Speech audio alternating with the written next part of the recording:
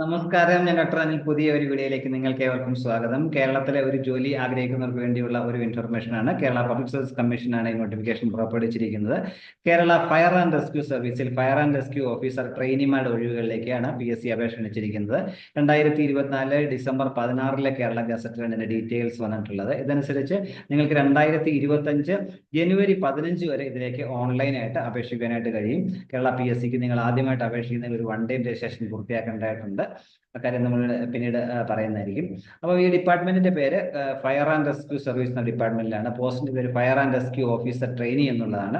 ഇതേക്കുറിച്ചുള്ള കൂടുതൽ കാര്യങ്ങളാണ് ഈ വീഡിയോയിൽ ഷെയർ ചെയ്യുന്നത്. ഈ കാര്യങ്ങൾ നിങ്ങളെ പൂർണ്ണമായിട്ടും മനസ്സിലാക്കാനായിട്ട് വീഡിയോ മുഴുവനായിട്ട് കാണുക. കൂട്ടുകാർക്ക് ഷെയർ ചെയ്ത് കൊടുക്കാനും മറക്കരുത് എന്ന കാര്യം പ്രത്യേകം ശ്രദ്ധിക്കുക.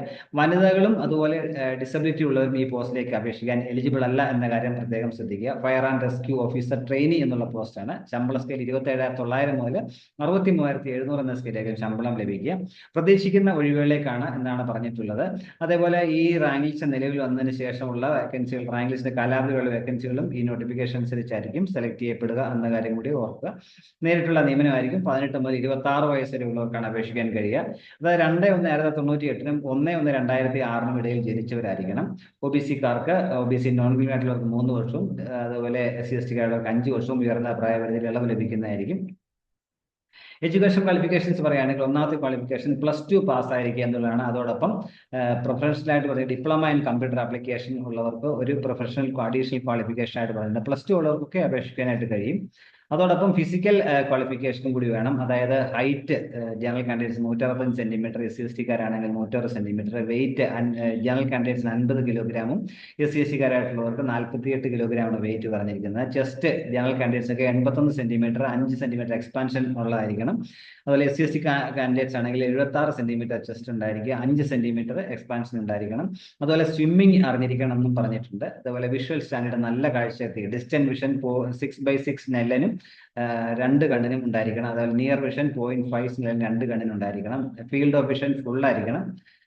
അതുപോലെ കളർ ബ്ലൈൻഡ്നെസ് ഒന്നും ഉണ്ടാകാൻ പാടില്ല. ഫുൾ അതുപോലെ ഇത് നമ്മൾ ഒരു മെഡിക്കൽ ഓഫീസറുടെ സിവിൽ സർജൻ ഗ്രേഡ് 2-ൽ കുറയാത്തൊരു മെഡിക്കൽ സർട്ടിഫിക്കറ്റും കൂടി ഹാജരാക്കേണ്ടതുണ്ട്. അതിന്റെ മെഡിക്കൽ സർട്ടിഫിക്കറ്റിന് ഫോർമാറ്റ് ചെയ്ത് കൊടുത്തിട്ടുണ്ട്. അത് നോക്കി തന്നെ അതിൽ തന്നെ നിങ്ങൾ ഫില്ല് ചെയ്ത് മേടിച്ച് വേണം സബ്മിറ്റ് ചെയ്യാനായിട്ടെന്ന കാര്യം കൂടി ഓർത്തിരിക്കുക.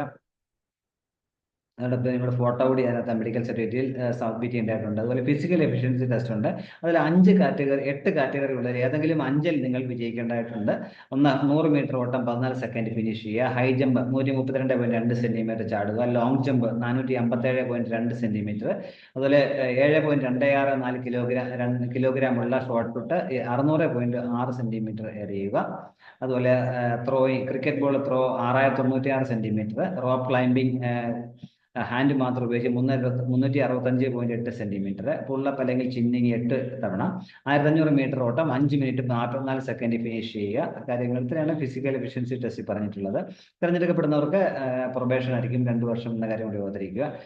6 മാസം ട്രെയിനിങ് ആയിരിക്കും. സ്റ്റേറ്റ് ഫയർ സർവീസ് ട്രെയിനിങ് സ്കൂളിലായിരിക്കും ട്രെയിനിങ് ലഭിക്കുക എന്ന കാര്യം കൂടി മനസ്സിലാക്കുക.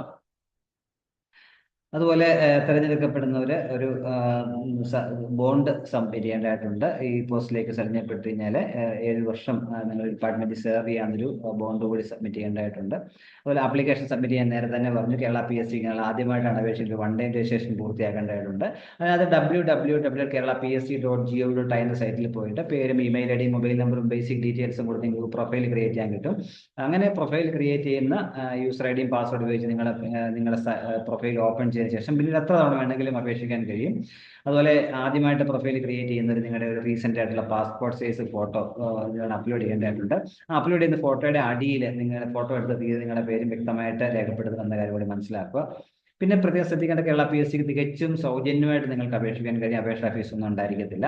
അപേക്ഷ സമർപ്പിച്ചതിന് ശേഷം അതിൻ്റെ ഒരു പ്രിന്റ് ഔട്ട് എടുത്ത് സൂക്ഷിച്ച് ചെയ്യാൻ നിങ്ങൾക്ക് പിന്നീട് എന്തെങ്കിലും ആവശ്യത്തിന് കേരള PSCയുമായിട്ട് ബന്ധപ്പെടണമെങ്കിൽ അത് പ്രയോജനപ്പെടും.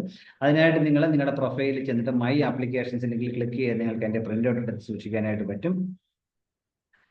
അതേപോലെ നിങ്ങൾക്ക് ആധാർ ഉള്ളതാണെങ്കിൽ നിങ്ങളുടെ ആധാർ അപ്ലോഡ് ചെയ്ത് കഴിഞ്ഞാൽ ഇപ്പോൾ നിങ്ങളുടെ പ്രൊഫൈലിലേക്ക് അപ്ലോഡ് ചെയ്ത് കഴിഞ്ഞാൽ ടെസ്റ്റിന് പോകുന്ന സമയത്തോ അല്ലെന്നുണ്ടെങ്കിൽ ഇന്റർവ്യൂ പോകുന്ന സമയത്തൊക്കെ ഒരു ഐഡന്റിഫിക്കേഷൻ പ്രൂഫായിട്ട് നിങ്ങൾക്ക് ഉപയോഗിക്കാൻ പറ്റും. ID പ്രൂഫായിട്ട് ഉപയോഗിക്കാൻ പറ്റും. അതുപോലെ ഈ സെലക്ഷനുമായിട്ട് ബന്ധപ്പെട്ട റിട്ടേൺ ടെസ്റ്റോ OMR ടെസ്റ്റോ ഓൺലൈൻ ടെസ്റ്റോ കൊണ്ട് എഴുതാൻ റെഡി ആ ഒരു കൺഫർമേഷൻ നിങ്ങൾ ചോദിക്കുന്ന സമയത്ത് ഹാജരാക്കേണ്ടതായിട്ട് ആ കാര്യം പ്രത്യേകം ശ്രദ്ധിക്കുക.